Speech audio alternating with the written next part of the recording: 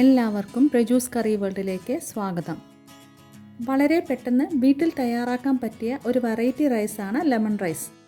ഇത് വേഗം കേടുവരാത്തത് കൊണ്ട് തന്നെ കുട്ടികൾക്കൊക്കെ ലഞ്ച് ബോക്സിൽ കൊടുത്തു വിടാൻ പറ്റുന്നതും അതുപോലെ യാത്ര ചെയ്യുമ്പോൾ കഴിക്കാൻ പറ്റുന്നതുമായ വളരെ ടേസ്റ്റി ആയിട്ടുള്ളൊരു ഫുഡാണ്. ഇതെങ്ങനെയാണ് തയ്യാറാക്കുന്നത് എന്ന് നോക്കാം. ആദ്യം ഒരു ചൂടായ പാനിലേക്ക് 2 ടേബിൾ സ്പൂൺ എണ്ണ ഒഴിക്കുക. ഞാനിവിടെ സൺഫ്ലവർ ഓയിലാണ് എടുത്തിട്ടുള്ളത്. നിങ്ങൾക്ക് ഏതെങ്കിലും റിഫൈൻഡ് ഓയിൽ ഉപയോഗിക്കാവുന്നതാണ്. എണ്ണ ചൂടാകുമ്പോൾ ഇതിലേക്ക് 1/2 ടീസ്പൂൺ കടുക് ഇടുക. കടുക് പൊട്ടിക്കഴിയുമ്പോൾ തീ ലോ ഫ്ലെയിമിൽ വെച്ച് ഇതിലേക്ക് 1 ടീസ്പൂൺ കടലപ്പരിപ്പും 1 ടീസ്പൂൺ ഉഴുന്നുപരിപ്പും ചേർത്ത് 30 സെക്കൻഡ് നേരം ഒന്ന് ഇളക്കി കൊടുക്കുക. പിന്നീട് ഇതിലേക്ക് 5-6 കാഷ്യൂനട്ടും 2 ടേബിൾ സ്പൂൺ നിലക്കടലയും ചേർത്ത് ഗോൾഡൻ ബ്രൗൺ ആവുന്നത് വരെ റോസ്റ്റ് ചെയ്തെടുക്കുക. ഇതിപ്പോൾ ഗോൾഡൻ ബ്രൗൺ ആയിട്ടുണ്ട്. ഇനി ഇതിലേക്ക് 2 പച്ചമുളക് നടുവേ കീറിയതും 1 തണ്ട് കറിവേപ്പിലയും ചേർത്ത് പച്ചമുളക് ഒന്ന് വാടുന്നത് വരെ ഇളക്കി കൊടുക്കുക. ഏകദേശം 1/2 മിനിറ്റ് ആയപ്പോൾ പച്ചമുളക് വാടി കിട്ടിയിട്ടുണ്ട്. ഇനി ഇതിലേക്ക് 1/4 ടീസ്പൂൺ കായപ്പൊടിയും 1/4 ടീസ്പൂൺ മഞ്ഞൾപ്പൊടിയും ചേർത്ത് ഇളക്കി യോജിപ്പിക്കുക.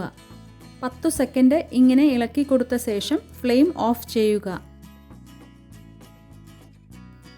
ഇനി ഇതിലേക്ക് 2 ടേബിൾ സ്പൂൺ നാരങ്ങാ നീരും 1/2 ടീസ്പൂൺ ഉപ്പും ചേർത്ത് നന്നായിട്ട് ഇളക്കി യോജിപ്പിക്കുക.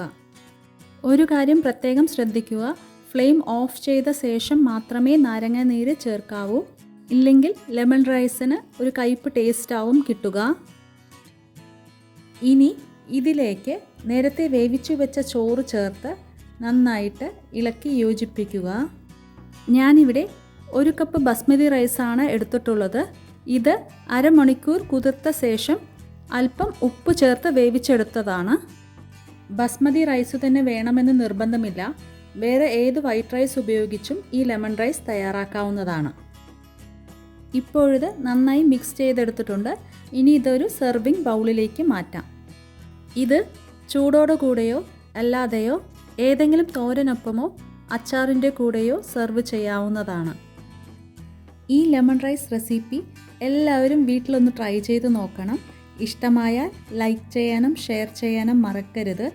അതുപോലെ ചാനലൊന്ന് സബ്സ്ക്രൈബ് ചെയ്ത് സപ്പോർട്ട് കൂടി ചെയ്യുക. ഇനി പുതിയൊരു റെസിപ്പിയുമായി വീണ്ടും കാണാം. അതുവരെ ടേക്ക് കെയർ ഓൾ.